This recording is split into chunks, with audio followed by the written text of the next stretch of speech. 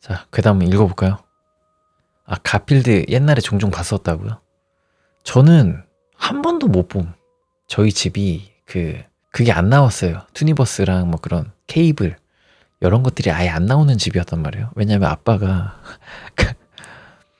이상하게, 그러니까 만화 보면 애 그 정신건강에 안 좋다 뭐 그러면서 케이블을 안 끊었어. 그걸 케이블 신청을 안 했어. 그래가지고 나는 투니버스에 대한 그 추억이 별로 없어요. 진짜 너무 열받는 지점인데, 아, 부럽습니다. 이런 거 보면서 자란 거. 라자냐 좋아하는 야옹임. 아, 라자냐 좋아해요, 얘가? 자냐자냐. 가필드? 가필드 모르니까 가필드 잠깐 볼까? 가필드. 미국의 일상 만화다. 엄청 흥했다. 톰과 제리의 토머스 캣, 펠릭스 더 캣, 헬로키티 등과 함께 세계에서 제일 유명한 고양이 중 하나다. 유명하긴 하죠. 알긴 알거든요, 제가. 예. 상당한 능구렁이이자 속이 검은 고양이다. 이 만화의 주인공. 라자냐 좋아하네. 라자냐 같은 이탈리아 요리를 사랑한다. 왜냐? 이탈리아 레스토랑의 주방에서 태어났기 때문에. 자기가 손해보는 짓은 잘 안 한다. 영악하다. 좋아하는 것은 먹는 것과 잠자는 것이다. 쥐를 잡아먹는 짓은 하지 않는다. 미식가 고양이구나. 아하. 천박한 백인 계층의 대변자 같은 고양이다. 약간 풍자구나. 풍자 일상 만화구나. 약간 우리나라로 치면 그 장도리 느낌이구나. 아무튼 가필드에 대해서 간략하게 알아봤고요. 레딧 괴담. 내 환자는 스스로 가필드라 생각하고 난 이를 관둘까 고민 중이다 를 읽어보겠습니다. 재밌어 보이는데요. 가필드에 대해서 알아보니까 더 재밌을 것 같네. 농담이라고 생각하고 넘기기 전에 내 말을 좀 끝까지 들어봐라. 나는 얼마 전에 졸업한 의대생이고 비교적 작은 동네에서 살고 있다. 이 빡센 분야에서 살아남으려고 하는 모든 사람들처럼 난 경험과 인맥을 얻기 위해 레지던트 생활을 하고 있었다. 정신건강의학 분야에서 쉐도잉, 그러니까 다른 의사의 진료 과정을 참관하며 이해도를 높이는 쉐도잉을 한 지 2년이 됐지만 이 일로 인해 나는 처음으로 내가 기술자라든지 아무튼 사람과 마주하지 않는 직업을 선택할 걸 그랬는지 뭐 그런 고민을 했다. 나는 항상 환자의 비밀을 보장해왔지만 단 한 번의 예외를 두어 처음으로 환자의 이야기를 해보려고 한다. 이 이야기를 끝까지 읽는다면 왜 그러는지 알게 될 것이다. 연관된 사람들을 보호하기 위해 인물들의 이름은 전부 바꿨다. 3개월 전 나와 함께 일하던 정신과 의사 킴 박사는 한국인인가 봐. 정신과 의사 킴 박사는 나에게 직접 환자를 진료해볼 기회를 주었다. 우리가 일하는 곳은 작은 개인 진료소였고 같은 건물 안에 다른 의사 6명이 있었다. 지금까지는 내가 상담할 동안 항상 킴 박사가 지켜봤었으므로 나는 이번 기회로 내 자신의 능력을 증명하고 싶었다. 킴 박사가 말하기로는 이번 환자는 1차 진료자로부터 전문의를 만나보라는 소견을 듣고 찾아온 사람이었다. 새로 찾아오는 환자들은 대부분 그랬다. 난 서류를 펼쳤다. 네이선 소머스, 27, 남성. 본인의 신원에 대한 망상, 진단적 소견, 조현병. 조현병을 처음 상대해보는 것은 아니었다. 모르는 사람들을 위해 설명하자면 조현병이란 망상을 현실이라고 믿는 병이다. 예시를 들자면 자신이 공격받고 있다고 망상하거나 일상 속 물건에 암호가 숨겨져 있다고 믿는 것이다. 아니면 이번 케이스처럼 본인의 정체까지 혼돈하거나. 어느 조용한 날 진료소의 문이 활짝 열렸고 접수대로 다가가는 발자국 소리가 들렸다. 난 몇 분 동안 필요한 서류를 챙기고 진료실 밖으로 머리를 내밀었다. 이쪽으로 와주세요. 흐릿한 말소리가 문 뒤에서 들려왔다. 내가 나갈 타이밍이었다. 네이선? 내가 불렀다.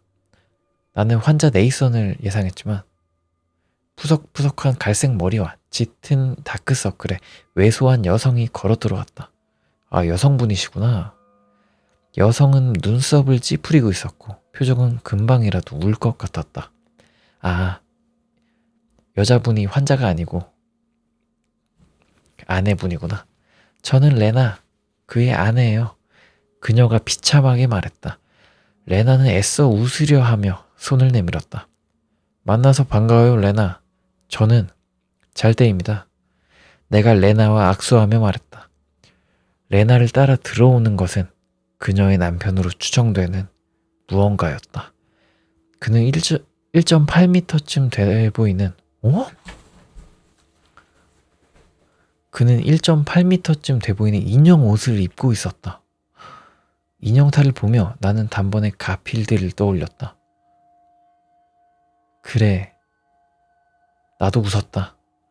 물론 소리내어 웃진 않았지만 그 우스꽝스러운 의상을 보고 마음속으로 웃지 않는 건 힘든 일이다. 난 이게 분명히 농담이라고 생각했다. 어쩌면 킴 박사가 내가 헛짓거리를 구분할 수 있는지 테스트하는 것 같기도 했다. 어찌됐든 무척 흥미로웠다. 인형탈의 주황색과 흰색 털은 지저분하게 뭉쳐있고 음식물로 얼룩져 있었다. 그리고 거기서 나는 악취는 내가 그 순간 환자를 맡기로 한 걸 살짝 후회했다고만 해두자. 어쨌거나 환자를 거절할 순 없었고 내가 누군가를 저울질할 입장도 안 되었다. 정신적 질환이 사람의 자기관리와 위생을 얼마나 심각하게 망치는지 내가 가장 잘 알았다.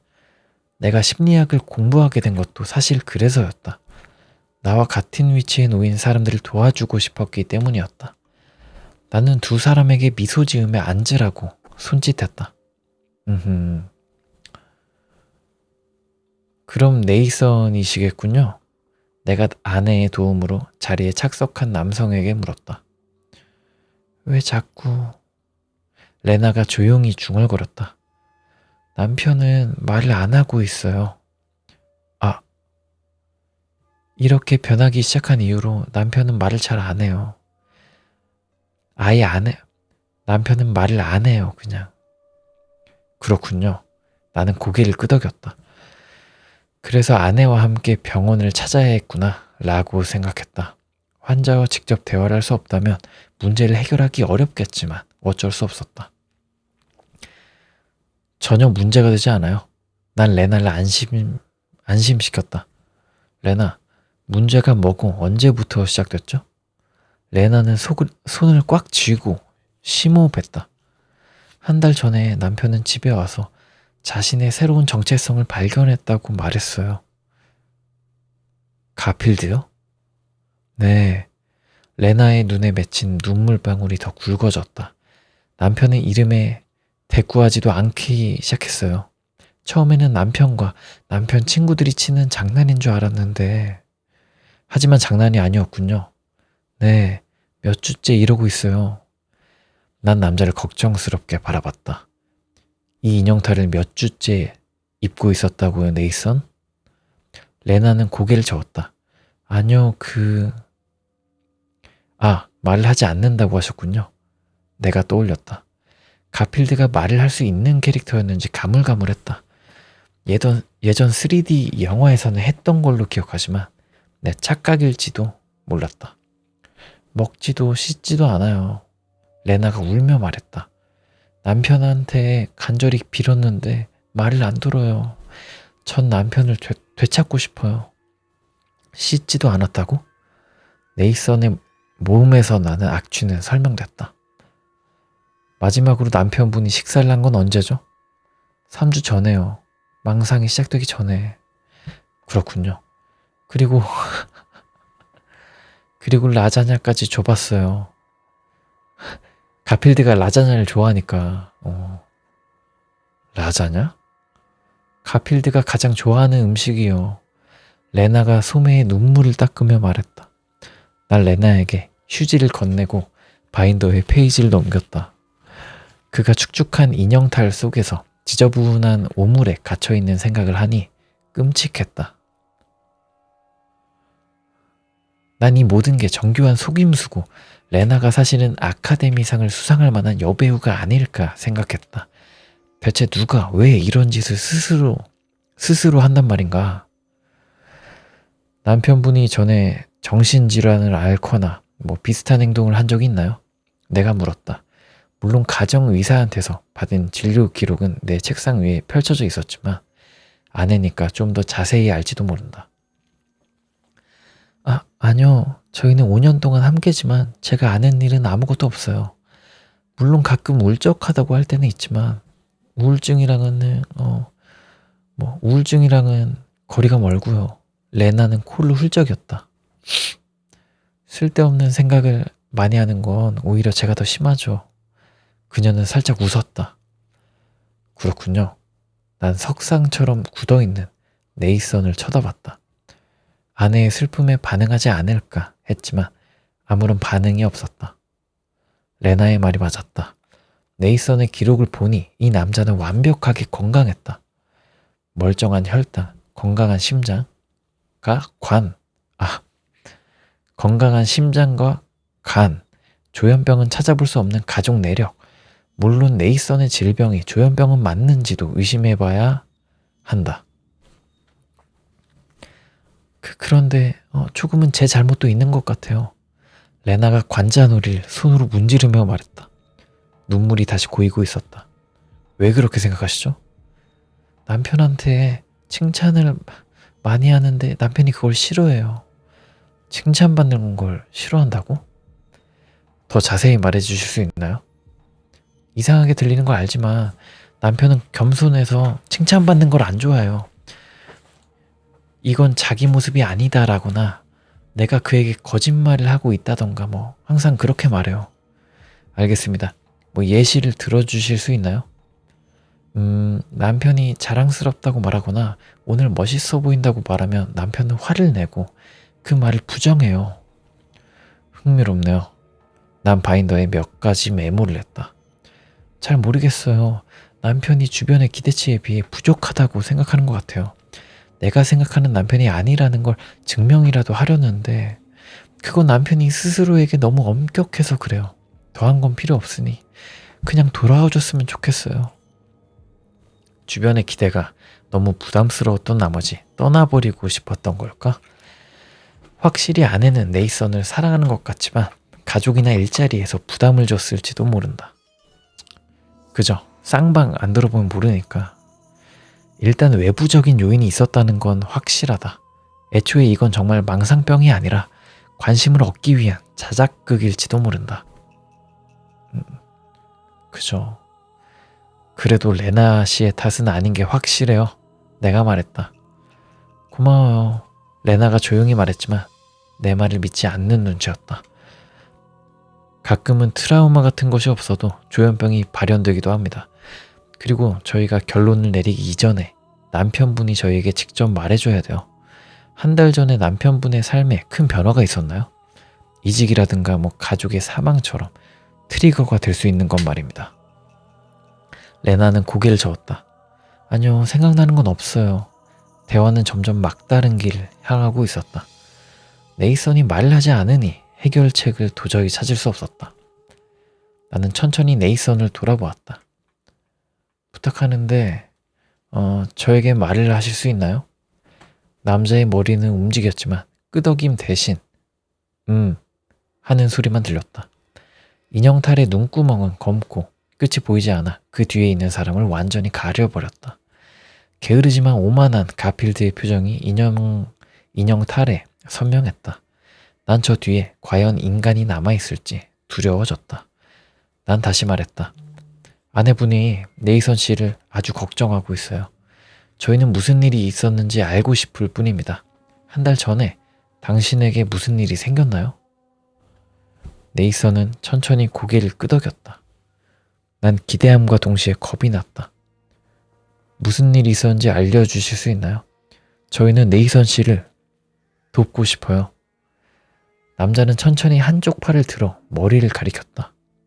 그리고 손으로 작은 동그라미를 그리기 시작했다. 레나와 나는 동시에 그 행동을 따라했다. 행동을 해석하려는 시도였다. 무슨 말인지 잘 모르겠네요. 동그라미인가요? 내가 말했다. 네이선은 고개를 저으며 인형탈의 윗부분을 쓰다듬었다. 머리를 말씀하시는 건가요? 네이선은 끄덕였다. 드디어 실마리를 찾았다는 생각에 내 심박수가 조금 빨라졌다. 난 레나를 돌아보았다. 남편분이 머리에 이상이 있나요? 한 달 전에 친구들과 낚시하러 갔었는데 레나가 자세를 고쳐 앉았다.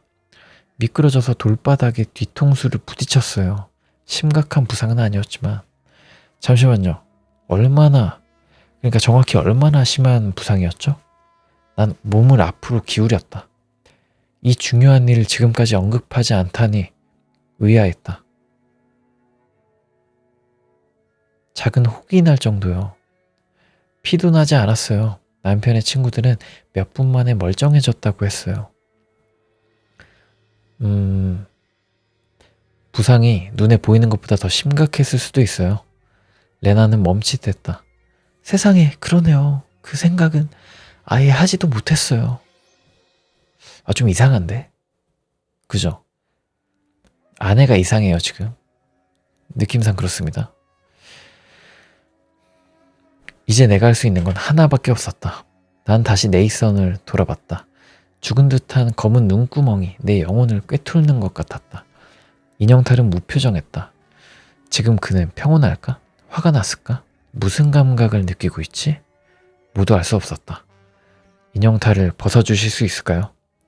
나는 초조함을 억누르며 최대한 침착하게 말했다. 머리에 있는 부상을 살펴봐야 할 것 같아요. 괜찮으실까요? 네이선은 고개를 저었다. 나는 심호흡을 하고 목소리 톤을 바꿨다. 아이를 달래는 느낌이었다. 잠시만 살펴보면 됩니다. 2분밖에 안 걸려요. 끝나자마자 인형탈을 다시 써도 됩니다. 그는 다시 고개를 저었다. 레나는 걱정스러운 표정으로 그를 바라보다 다시 나를 쳐다봤다. 솔직히 말하자면 나는 인형탈을 확 벗겨내고 제발 정신 좀 차려달라고 말하고 싶었다. 인형 옷에서 나는 끔찍한 악취는 진료실을 가득 채워 마스크를 쓴 내게도 느껴졌다. 한편 나는 인형탈을 벗겼을 때 어떤 것이 있을지 두렵기도 했다. 몇 주 동안 씻지도 먹지도 않은 사람이라니. 얼마나 끔찍한 몰골일지 상상도 가지 않았다. 어쩌면 그 아래에 있는 건 네이선이 아닐지도 몰랐다. 레나도 그가 인형탈을 벗은 모습을 본 적이 없다면? 인형탈은 엄밀히 말하자면 옷의 일부였다. 나는 법적으로 네이선의 동의 없이 인형탈을 벗길 수 없다는 말이었다. 그죠. 하지만 레나 씨, 내가 말했다. 남편분의 인형탈을 벗겨주실 수 있나요? 부탁보다는 명령에 가까웠다.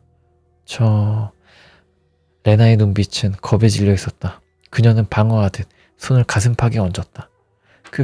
그게 좋은 생각일까요? 남편이 다치거나 하면 어떡하죠? 나는 심호흡했다. 레나가 머뭇거릴 것은 예상하고 있었다. 그렇지만 이대로는 남편분을 치료할 수 없어요. 아내처럼 신뢰하고 사랑하는 사람이 하는 게 나을 겁니다. 그렇지 않다면 대형 병원으로 데려가야 하고 그곳에서는 아마 힘으로 남편분을 제압할 거예요. 레나는 손을 덜덜 떨며 고개를 숙였다. 그녀는 크게 숨을 내쉬더니 고개를 들어 나와 눈을 마주쳤다. 알겠어요. 목소리는 겁에 질렸는지 떨리고 있었다. 제가 할게요. 레나는 의자에서 일어서서 두 손을 우스꽝스럽게 큰 인형탈 위에 얹었다. 미안해 여보. 내가 당신을 사랑해서 이렇게 하는 거야. 레나는 인형탈을 들었고 인형탈이 벗겨지며 네이선의 목이 드러났다. 쾅! 그 다음 순간 여러 가지 일이 한꺼번에 벌어졌다.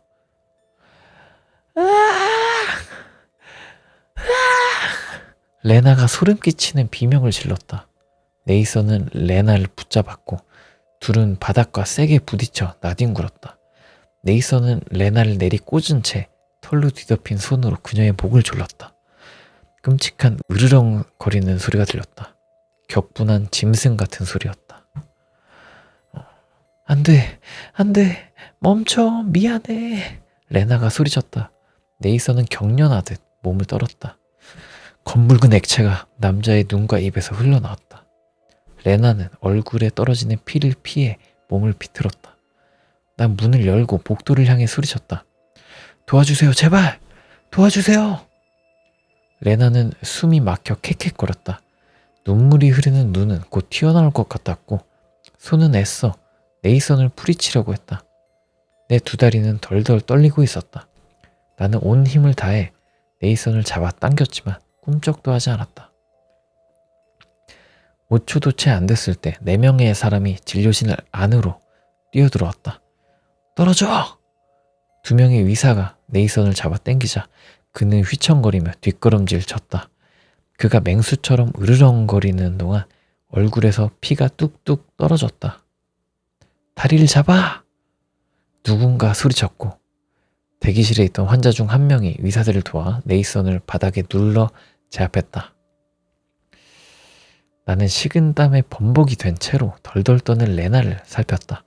그녀의 얼굴은 새빨개져 있었다. 우리는 급히 옆방으로 옮겨 활력 징후를 체크했다. 심장 박동은 약했지만 다행히 있었다. 진료실에서 네이선은 바닥에 엎드린 채 팔다리를 하나씩 붙잡혀 제압당한 채였다.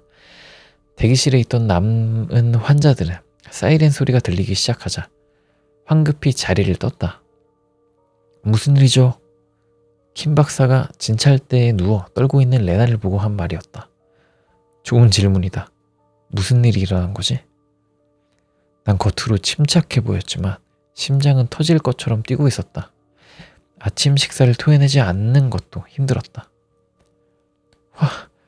환자가 목을 졸랐어요. 내가 레나의 혈압을 재며 애써 말했다. 내 첫 번째 진료가 이보다 더 끔찍할 수는 없었다. 괜찮으신가요? 킴 박사가 물었다. 다행히도 화났다기보다는 걱정스러운 것 같았다. 상황을 고려하면 괜찮은 편이죠. 다행이네요. 경찰이 거의 도착했어요. 걱정하지 마세요. 김 박사는 내가 레나의 건강을 확인하는 것을 도와줬다. 우리는 조심스럽게 레나의 목과 호흡을 확인했다. 멍은 좀 들겠지만 다행스럽게도 기도에는 이상이 없었다. 그저 목을 졸랐으니까. 진찰대에 누운 레나는 몸을 웅크리고 얼굴을 감쌌다. 안 돼, 안 돼, 제발, 안 돼, 안 돼. 레나는 앞뒤로 기우뚱거리며 말을 실성한 듯이 반복했다. 난 위로의 의미로 그녀의 등을 쓰다듬었다. 물 좀 가져다 드릴까요? 환자에게 이렇게 해도 되는 걸까? 하지만 이 시점에서 난 환자를 바라보는 의사의 입장이 아니었다. 그냥 사람으로서 친절하게 대해주고 싶었다. 아니요, 괜찮아요. 그녀가 대꾸했다. 고개를 거의 들지도 않은 채였다. 필요한 게 있으면 말해주세요. 난 물병을 레나 옆에 내려놓았다. 웃기게도 나중에 그녀는 그 물을 다 마셨다. 옆방에서는 4명의 사람들이 경찰이 오기 전까지 네이선을 감시했다. 그동안 네이선은 끊임없이 자신을 붙잡고 있는 사람들에게 저항했다. 우리 사이에 닫힌 문이 2개나 있었는데도 네이선이 내는 끙끙거리는 소리가 들렸다. 진료소의 앞문이 열리자 사람들은 모두 안도의 한숨을 내쉬었다. 경찰은 신속하게 네이선을 연행했다. 가필드가 수갑을 찬 채로 경찰차에 타는 모습은 다소 비현실적이었다. 인터넷에서 이걸 사진으로 봤다면 웃었겠지만 이건 내가 직접 경험한 공포스러운 현실이었다. 경찰은 우리에게 명함을 주고 다시 연락하기 전에 좀 시간이 걸릴 것 같다고 말했다. 처음에 경찰은 레나를 신문하기 위해 연행하려고 했지만 그녀의 상태를 보고 미루는 게 낫겠다고 판단한 모양이었다. 경찰차가 멀어지자 나는 마침내 진정할 수 있었다. 네이선이 더 이상 나와 같은 건물 안에 있지 않았다. 킴 박사는 이 환자를 맡긴 것에 대해 끊임없이 사과했지만 나는 레나에게 인형탈을 벗기라고 시킨 내 잘못이라고 느꼈다. 우리 둘 다 이 사건을 자신의 책임으로 돌렸다. 근데 그러니까 너무 어려운 환자를 맡기긴 했다. 킴 박사가. 나는 의무적으로 일주일을 쉬었다. 의무적이라고 표현한 이유는 내 의사가 아니었기 때문이다. 바닥에 묻은 피를 소독해야 했고 킴 박사는 이런 일을 겪었으니 우리 모두가 좀 쉬는 게 나을 거라고 말했다. 일주일의 휴가는 금세 끝났고 일은 계속됐지만 그 사건은 모두의 뇌리에서 잊혀지지 않았다. 당연한 말이지만 그 사건을 목격한 사람들은 아직도 충격받은 상태였다. 국내 소식에 헤드라인에 나오거나 하진 않았지만 사람들 모두 동네 뉴스는 주시했다. 난 네이선의 죄목이 뭔지 궁금하지 않았다. 난 오로지 그가 가필드 인형탈에서 벗어났는지 그리고 그 아래가 어떻게 생겼는지가 궁금할 뿐이었다. 모두 같은 생각을 하고 있었다. 1주일, 2주, 3주가 지났지만 아무런 소식이 없었다. 한 달이 지났지만 경찰은 연락하지 않았다. 판결의 소식이 우리 귀에 들어올 때까지 총 3달이 걸렸다. 조사 결과 한 달 전 네이선은 낚시하러 가긴 했지만 친구들은커녕 본인은 혼자라고 했다. 혼자였다고 했다. 더한 것은 네이선의 친구들은 연락이 끊긴 지 한 달이 넘어 그가 해외로 떠났다고 생각했다는 것이다. 네이선은 호수 근처에서 혼자 낚시하다가 둔기로 머리에 가해진 충격으로 정신을 잃었다. 가필드 옷에 대해서 이야기를 해보자면 벗기기 매우 힘들었다고 한다. 피부에 직접 바느질 된 인형 옷을 벗기기 위해 낚싯줄 총 82바늘을 조심스럽게 제거했다고 했다. 상처는 감염되어 괴사하고 있었고 고름이 흘렀다. 특히 눈과 입에 난 상처는 네이선이 말을 하는 것을 막고 있었다. 그런 거였어? 결국 그 수트 안에서 서서히 썩어가고 있던 존재는 네이선이 맞았다. 집을 뒤지자 그 집에는 정신병자가 거주하고 있음이 명백해졌다. 집에는 가필드가 그려진 물건이 빼곡했다. 쿠션, 식기, 비누 거의 모든 물건이 가필드였다. 서랍에서는 조작된 것이 분명한 가필드와 레나 템 우드라고 적힌 결혼 증명서가 발견됐다. 옷장 속에는 네이선이 입고 있었던 것과 똑같은 인형 옷이 몇 벌 더 있었고 네이선의 피부를 바느질을 한 것과 똑같은 낚싯줄도 쌓여 있었다. 우리가 예상했던 것과 크게 다르지 않았다. 한 가지를 제외하면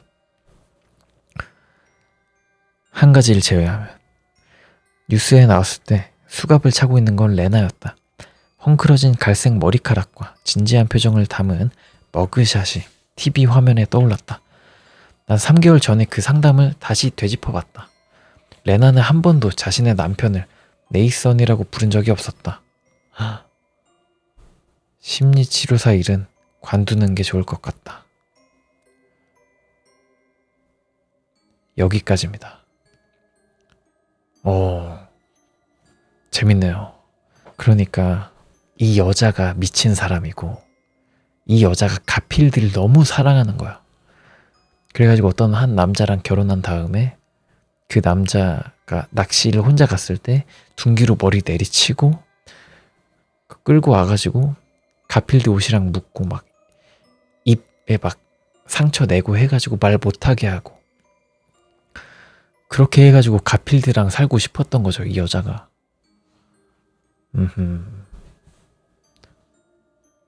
그리고 이걸 눈치를 못 챘네. 레나가 한 번도 자신의 남편을 네이선이라고 부른 적이 없다는 걸. 재밌네요. 그런데 그러면 이 여자는 왜 얘를 그 정신병원에 데려온 거죠? 데려올 이유가 없잖아. 그냥 이 여자가 정신 자체가 이상하기 때문에 자기가 해놓고 정신이 돌아온 건가? 아무튼 뭐 그런 가능성도 있겠죠. 예. 아무튼 뭐 재밌었습니다. 내 환자는 스스로 가필드라 생각하고 난 이를 관둘까 고민 중이다 였습니다. 재밌네요. 딱 그 레딧 괴담의 정수랄까? 레딧 괴담다운 스토리텔링과 재미였습니다. 재밌었습니다.